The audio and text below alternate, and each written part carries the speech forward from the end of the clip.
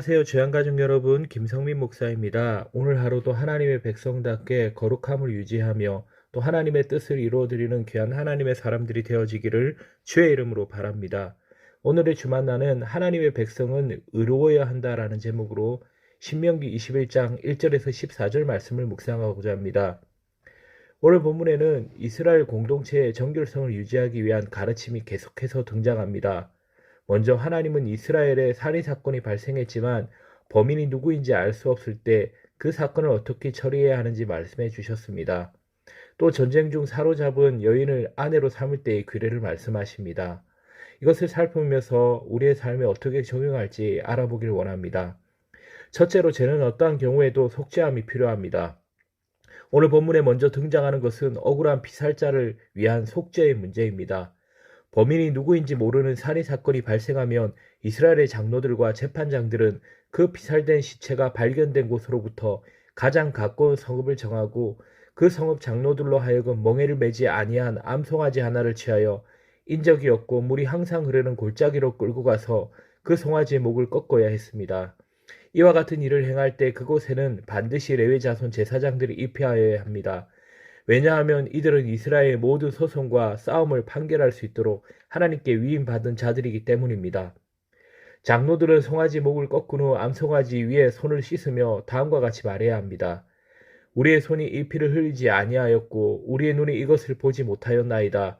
여호와여 주께서 속량하신 주의 백성 이스라엘을 사하시고 무죄한 피를 주의 백성 이스라엘 중에 머물러 두지 마옵소서. 이렇게 할 때 하나님은 그 피 흘린 죄를 사해 주실 것이라고 말씀하셨습니다. 살인사건이 일어났음에도 불구하고 범인을 잡지 못할 경우라면 그 사건이 일어난 곳에서 가장 가까운 성읍의 사람들이 공동으로 죗값을 치러야 한다는 것입니다. 가장 가까운 성읍의 장로들은 아직 사람이 부리지 않고 멍에를 메어보지 않은 암송아지를 범인 대신에 죽여야 한다는 것입니다. 이 의식이 주는 또 다른 의미는 이스라엘의 무죄를 입증해 주는 것이었습니다. 둘째로 하나님은 공동체의 온전함을 요구하십니다. 본문은 아무도 관심을 갖지 않고 돌아보지 않는 미제 사건이라 할지라도 공동체가 책임을 져야 한다는 원리를 가르치고 있습니다. 이것은 이스라엘이 무죄한 사람의 피로 계속하여 오염되지 않도록 하시려는 하나님의 명령입니다.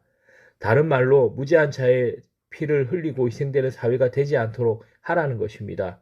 이 사건이 오늘 우리에게 주는 교훈은 과연 무엇일까요? 성도는 자신이 속한 공동체를 온전하게 유지하기 위해 어떤 역할을 해야 하는 것일까요? 오늘날에도 억울한 피가 우리 속한 땅에 흐르는 경우가 허다합니다. 억울한 죽음이 주변에 넘쳐나고 억울한 눈물과 호소가 우리 주변에 가득 차 있습니다. 일에 서로가 무관심한 사회가 된다면, 일에 서로를 돌아보지 못하는 공동체가 된다면 그 사회와 공동체는 하나님 보시기에 공의와 정의가 실종된 사회이며 정결함과 온전함을 잃어버린 사회가 되는 것입니다. 성도는 자신이 속한 공동체에서 분명 빛과 소금의 역할을 해야 합니다. 내가 속한 사회와 공동체 안에서 억울한 피 흘림이 없게끔 기도해야 하는 존재이며 그 사회와 공동체가 부패하지 않도록 막아서야 하는 존재라는 것입니다. 셋째로 하나님은 가정의 온전함을 요구하십니다. 하나님은 이스라엘 아들 가운데 포로로 붙잡아온 여인을 자신의 아내로 삼고자 할 때 그들이 지켜야 할 것이 무엇인지를 말씀해 주셨습니다. 그런 여인을 자기 집으로 데리고 와서 그의 머리를 밀고 손톱을 깎고 포로의 의복을 벗기고 1개월 동안 집에 거하며 자기 부모를 위하여 애곡하게 해야 했습니다. 여기 의식 중에 머리를 밀고 손톱을 깎고 포로의 의복을 벗기는 것은 정화의식이며 여인이 이렇게 함으로써 노예됨으로써 자유하여 하나님의 백성들의 교제 속으로 받아들여지는 것입니다. 특별히 그가 남편의 집에 몰며 1개월 동안 자기 부모를 위하여 애곡하도록 한 것은 자기 민족과 혈육을 잃어버린 것을 슬퍼하게 하므로 스스로 위안을 얻도록 하기 위함입니다. 이와 같은 의식은 여인으로 하여금 하나님 백성의 교제 안에 들어오는 것의 의미가 무엇인지 알게 해주기 위함이고 또한 지금까지 자신과 관계된 모든 것을 정리할 수 있도록 해주기 위함인 것입니다.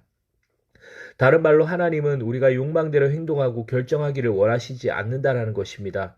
특별히 이 문제는 이스라엘의 거룩함을 해칠 수 있는 민감한 문제였습니다. 욕망과 욕구로 이스라엘의 가정을 무너뜨릴 수도 있는 문제였던 것입니다. 이러한 문제에 대해 하나님은 욕구와 욕망으로 가정을 무너뜨리지 말고 오히려 정결함과 온전함으로 가정을 세워갈 것을 명령한 것입니다. 가정을 세우고 가정을 지키기 위해 구별되고 차별된 태도를 보이라는 것입니다. 하나님은 이와 같이 이스라엘 백성들의 삶의 구체적인 부분까지 꼼꼼하게 온전함을 요구하시고 거룩함을 유지하도록 요청하는 분이십니다. 사랑하는 여러분, 하나님은 오늘 또 성도의 가정이 거룩함을 지키고 온전함을 세워가는 가정이 되기를 원하십니다. 이 세상의 가치와 구별되고 차별화된 가정이 되기를 원하십니다. 모든 성도가 이기적인 욕망과 욕구로 점철된 가정이 아닌 하나님의 명령을 지키며 거룩함과 온전함을 유지해가는 믿음의 가정을 세워가기를 주의 이름으로 축원합니다.